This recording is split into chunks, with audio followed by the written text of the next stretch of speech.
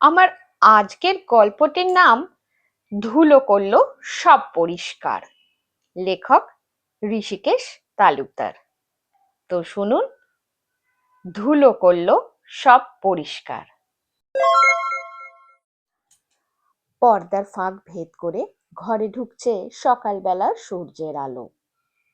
বাজে সকাল 6:30, কিন্তু এখনো অভিকেশের ঘুম ভাঙছে না। মা অনেকবার ডাকা সত্ত্বেও সে উঠছি করেও উঠছে না।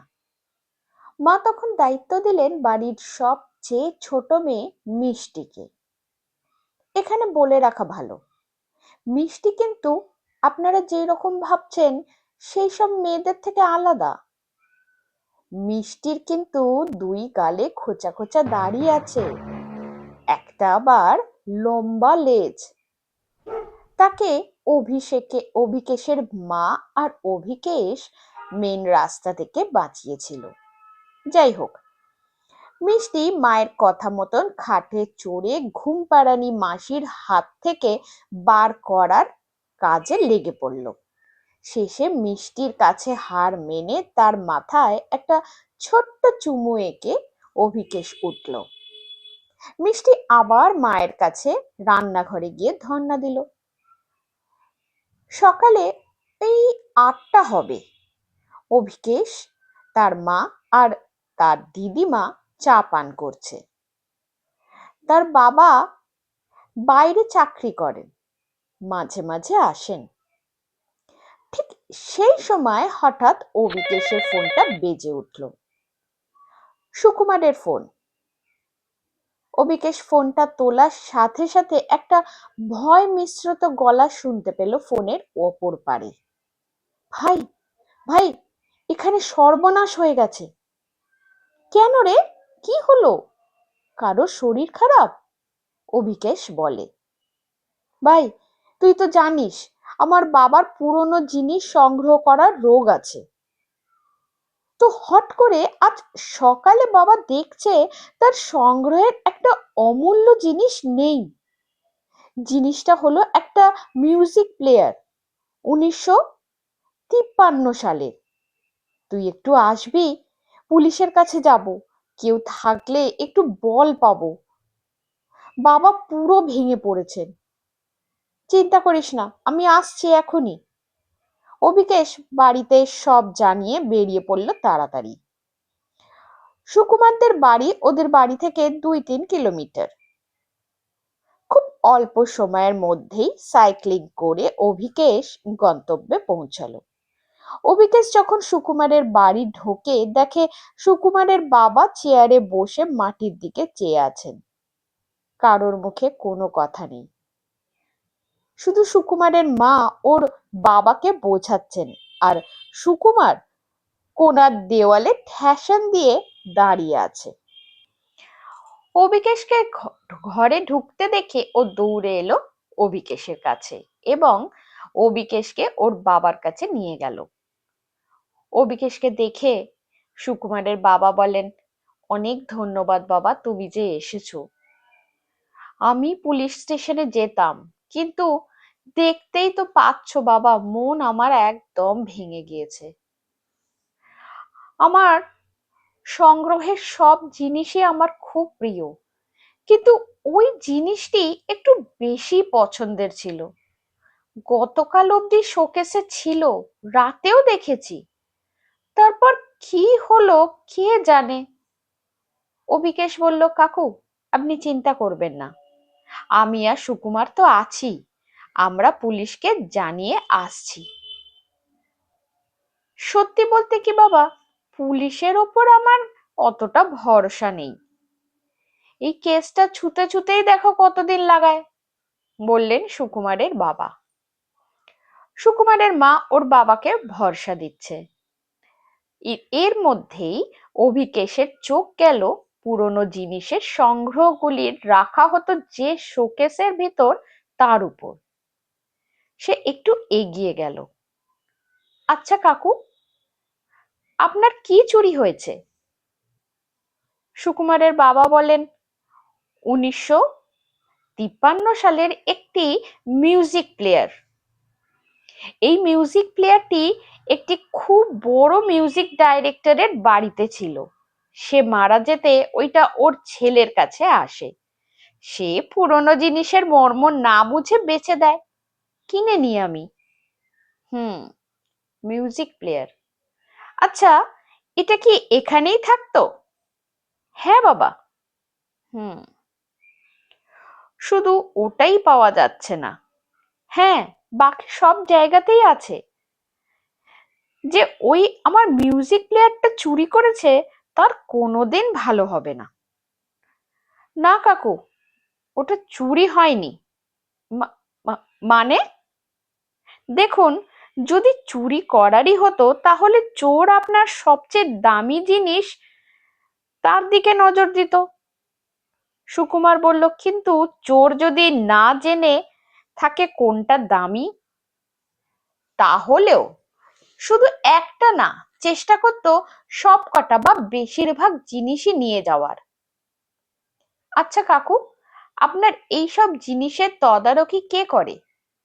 আর সিসিটিভি নেই? সিসিটিভি নেই বাবা, কারণ আমি পছন্দ করি না বাড়ির ভেতরে সিসিটিভি লাগাতে। বাড়ির বাইরে আছে, তাতে কোনো বাইরের লোককে আমি দেখতেও পাইনি। আর আমার অত বড় সংগ্রহশালাও তো নয় যে সিসিটিভি দিয়ে দেখে রাখতে হবে।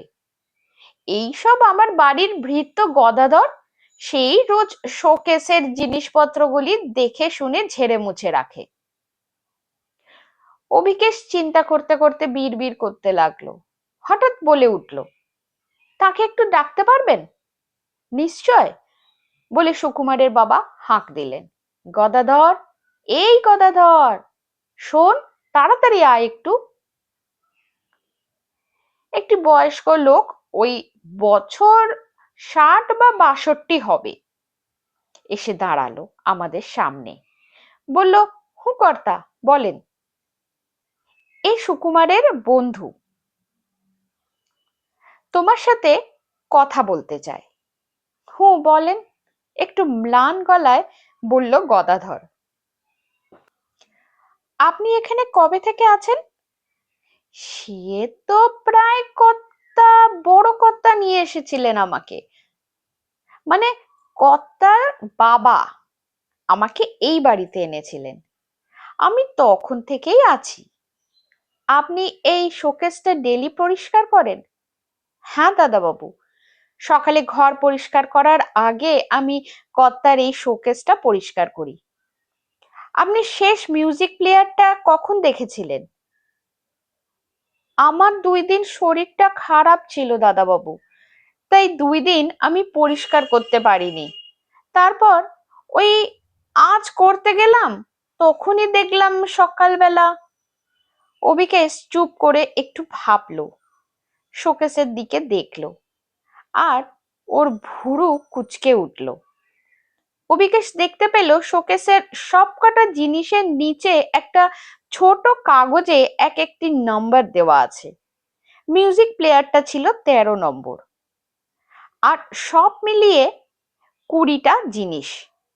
ও দেখলো যে 12 অব্দি তো জিনিস, আর শোকেস পুরো পরিষ্কার আর ঝকঝক করছে, কিন্তু 13 থেকে 20 অব্দি ধুলো লাগা। 13, তাই যেহেতু জিনিস নেই, তাই ওই খালি জায়গাতে ধুলো দেখা যাচ্ছে। অবিকেশের চোখ এক আলাদা ঝিলিক দেখা গেল, একটা আলাদা ঝিলিক দিয়ে উঠল। ভৃত্যের দিকে ঘুরে এসে বলল, আপনার কাছে যদি জিনিসটা থেকে থাকে তাহলে আমাকে দিয়ে দাও দাদু। চিন্তা করো না, আমি জানি তুমি চুরি করনি। আমার অনুমান ওইটা হয়তো হাত লেগে পড়ে গিয়েছিল, বা ওই রকম কিছু একটা হয়েছিল, তাই তুমি ভয় পেয়ে ওইটা সরিয়ে রেখেছো। ঘর স্তব্ধ। সুকুমার আর ওর মা এবং বাবা সবাই দাঁড়িয়ে অবিকেশের দিকে দেখছে। ঠিক ওই সময় ভৃত্য হাউ হাউ করে কেঁদে উঠল। তারপর রান্নাঘরে গিয়ে চালের বস্তার মধ্যে থেকে মিউজিক প্লেয়ারটা নিয়ে এলো। বেশ বড়ই বলা যায় জিনিসটা। গদাধর বলল, আমায় ক্ষমা করে দিন কর্তামশাই, আমার হাত থেকে ওটা পড়ে ভেঙে গিয়েছিল, আমি ওই ভয় পেয়ে গিয়েছিলাম, তাই লুকিয়ে রেখেছিলাম পরে জোড়া লাগাবার আশায়। সুকুমারের বাবা ভৃত্য গদাধরের দিকে দেখলো, তারপর ওকে জড়িয়ে ধরে বলল, তুমি আমায় বড় করেছো, বড় হতে দেখেছো, তোমার আমার থেকে কি ভয়? সে তুমি আমাকে বললে আমি কিচ্ছু বলতাম না। সুকুমারের বাবা অভিকেশের দিকে চেয়ে বলল, বাবা, তুমি কি করে বুঝলে এই ব্যাপারটা? তুমি তো গোয়েন্দাদের তাক লাগিয়ে দেবে। অভিকেশ নিজের হাসির রেখাকে মার্জিত রেখে বলল, না না কাকু, আমি ব্যাস একটু মাথা খাটিয়ে দুয়ে দুয়ে চার করলাম। কিন্তু কিভাবে? বল না রে, সুকুমার খুশিতে বলে উঠল। আসলে 12 নম্বর জিনিস অব্দি কোনো ধুলো নেই আর ঝকঝক করছে, কিন্তু 13 থেকে ধুলোর রেখা শোকেসে দেখা যাচ্ছে। এর মানে আজ দাদু কোনো কারণে 12র পর আর পরিষ্কার করেনি।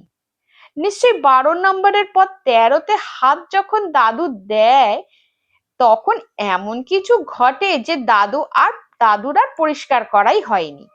দাদু অনেক দিনের লোক, তাই চুরির কথাবার্তা আমি বাইরেই রাখলাম, না হলে এতদিনে অনেক কিছুই চুরি হতো।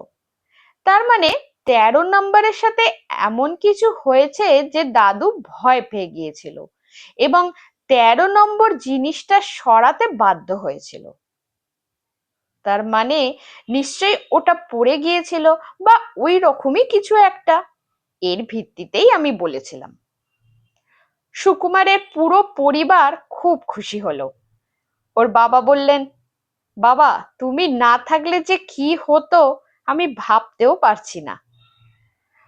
সুকুমারের মা বললেন, বাবা, আজ কিন্তু তোমার নিমন্ত্রণ রইলো, খেয়েই যেতে হবে, কিন্তু না বললে শুনবো না। সুকুমার, আজ যেন অভিকেশ না খেয়ে চলে যাবার বায়না না করে। তোমাদের পছন্দের খাবার আজ আমি বানাবো। না না, ওর অত দম নেই, হাসতে হাসতে বলল সুকুমার। সবাই হাসিতে মেতে উঠল। আমার গল্পটিও শেষ হলো। গল্পটি কেমন লাগলো জানাবেন। ভালো লাগলে লাইক, শেয়ার আর সাবস্ক্রাইব করতে ভুলবেন না কিন্তু।